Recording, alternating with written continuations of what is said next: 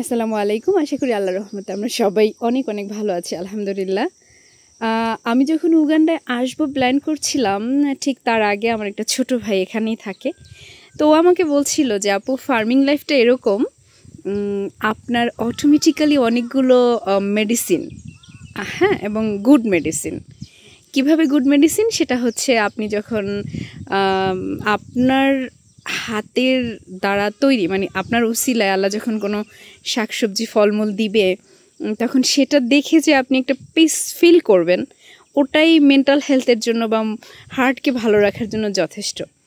Truly আমি সেটাই এখন ফিল করছি। আমরা উগান্ডা এসেছি 1 মাসের মতো, 1 মাস প্লাস, হ্যাঁ। তো এসে আমরা কিছু শাকসবজি রোপণ করেছিলাম।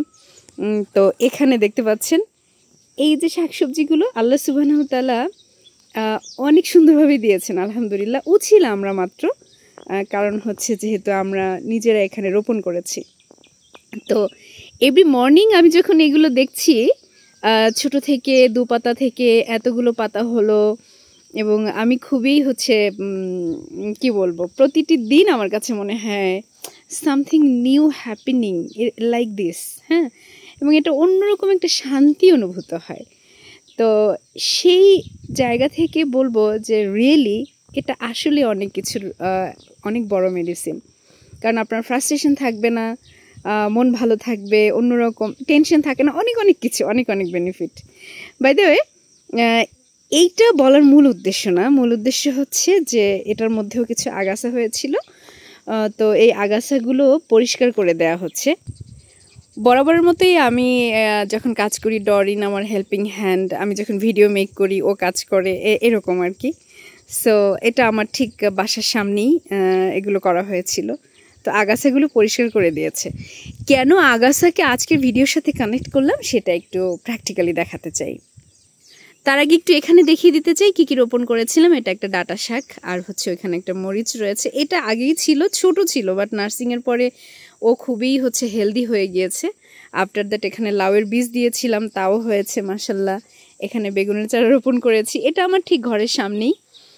তারপরে এটা হলো লেমন গ্রাস, যেটা বলে বাংলাদেশে অনেকে কারি পাতা বলে, পোলাও পাতা বলে, স্যুপ পাতা বলে, লাইক দ্যাট, হ্যাঁ। তো এটাও মাশাল্লাহ খুবই সুন্দর হয়েছে। এখানে পুদিনা পাতা দিয়েছিলাম, পুদিনা পাতাও মাশাল্লাহ একদম নতুন রূপে তারা বড় হচ্ছে আলহামদুলিল্লাহ। এই পেঁপে গাছটা আগেই ছিল, সো এটা এজন্য এতটা ফল মাশাল্লাহ। আর একই সাথে হচ্ছে তুলসী পাতাটা আমরা রোপণ করেছিলাম, এটা বড় হয়ে গিয়েছে আলহামদুলিল্লাহ। একটু বড় চারা ছিল এজন্য বড়। এটা হচ্ছে এভাবে রোপণ করেছিলাম আলহামদুলিল্লাহ। এসেই পুঁইশাক দিয়েছিলাম, আমাদের পার্শ্ববর্তী এক ফার্মের এক বাংলাদেশি ভাই আমাকে পুঁইশাক দিয়েছিল, আমি সেখান থেকে ডাটাগুলো লাগিয়ে দিয়েছিলাম মাশাল্লাহ। এটাও অনেক ভালো হয়েছে আলহামদুলিল্লাহ। আগাছার ব্যাপারটি কেন বললাম সেটা একটু বলছি। চেনা চেনা লাগে এই জায়গাটি। এই জায়গা থেকে আমি আরেকবার একটি ভিডিও বানিয়েছিলাম, তখন এই মাচাটা এরকম ছিল না, এবং মাচার উপরেই লাউ গাছটাও ছিল না। এই লাউ গাছগুলো বা লাউয়ের লতাগুলো ছিল এই যে নিচে এই জায়গাটায়, হ্যাঁ। এবং এখানেই হচ্ছে একটি লাউ পেয়েছিলাম, আমি যেটা তুলে ধরেছিলাম ভিডিওতে, যে অযত্নেই বড় হয়েছিল এবং আমরা ফলও খেয়েছিলাম। তা আমি বুঝিয়েছিলাম ওই ভিডিওটিতে যে আগাছা থাকলে সেখানে অনেক কিছু আটকে যায় এবং প্রপার ফলনটি আসে না। তেমনিভাবে জীবনের সাথে কানেক্টেড করে বলেছিলাম যে জীবনেও এমন কিছু আমাদের আগাছাওয়ালা মানুষ থাকে, যেই মানুষগুলো আপনার আমার জীবনে যদি থাকে, তারাও আপনাকে আমাকে আগাতে দিবে না প্রপারলি, অর্থাৎ তারা বিভিন্ন সময় বাধা দিবে, কখনো অর্থনৈতিকভাবে, কখনো মেন্টালি আপনাকে বিভিন্নভাবে আটকে দিবে। আমি তখন আরেকটা কথা বলেছিলাম যে এই গাছটির আমরা একটু নার্সিং করব, কারণ প্রিভিয়াস ভিডিও যারা দেখেছিলেন তারা জানেন, বাট নতুন করে যারা দেখছেন তাদের জন্যই বলছি। এই লাউ গাছটি অযত্নে জন্ম নিয়েছিল, মানে কেউ এটাকে রোপণ করেনি, সামহাও বীজ পড়ে এটা হয়েছিল, এবং এই জায়গাটা জুড়ে অনেক ঘাস ছিল, অনেক ঘাস। তা আমরা এটাকে ক্লিন করে তারপরে হচ্ছে এটাকে মাচায় তুলে দিয়েছিলাম। তো আজকে এটাই দেখাতে চাই। ওই ভিডিওতে আমি একটি কমেন্টে বলেছিলাম যে যত্ন করলে কত ভালো হয় এবং কতটা স্বতঃস্ফূর্তভাবে বেড়ে ওঠা যায়। আগাছা না থাকলে সেটা আমি দেখাবো আবার ইনশাল্লাহ। তো এটা বোধহয় 15 দিন আগে হবে এরকম। তো তারপরে আমরা সেটাকে জীবনের সাথে কানেক্টেড করে বলেছিলাম যে এই ধরনের গাছের বিষয়গুলো, যেমন মানুষের আমাদের জীবনটা এরকম যে জীবনে যেই মানুষগুলো আমাদের আগাছাময়, যারা আমাদেরকে বাড়তে দেয় না বা সামনে আগাতে দেয় না, তাদেরকে ছেঁটে ফেলে দিতে হবে। আমি এটা বলছি না যে সেটা খুব কাছের মানুষ হলে সম্পর্ক নষ্ট করে ফেলতে হবে, তা না, তাদের থেকে নিজেকে সতর্ক রাখতে হবে।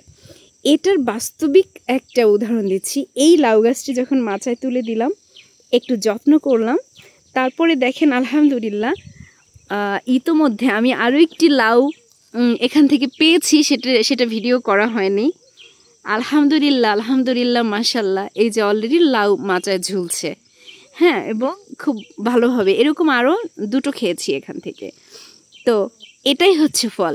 তার মানে এতটুকু যত্ন, ওকে জাস্ট ওর প্রাপ্য জায়গাটায় ওকে দিয়ে দিয়েছি, একটু ঘাসগুলো পরিষ্কার করে তারপরে হচ্ছে মাচায় তুলে দেওয়াতেই আজকে দেখুন যে এই যেগুলো এই পাতাগুলো অনেক বড় বড় ছিল, তারপরে কেমন হয়েছিল, আজকে জাস্ট এই জায়গাটাতে ওকে প্রাপ্য জায়গায় দেওয়ার কারণেই এই দেখেন আজকে সে আবার তার আপন রূপে ফিরে এসেছে, হেলদি রূপে ফিরে এসেছে মাশাল্লাহ। আবার হচ্ছে এই যে সুন্দর ডগা বেরিয়েছে, পাতাগুলো বেরিয়েছে, আর আবার তারা হেলদিভাবেই আগাচ্ছে।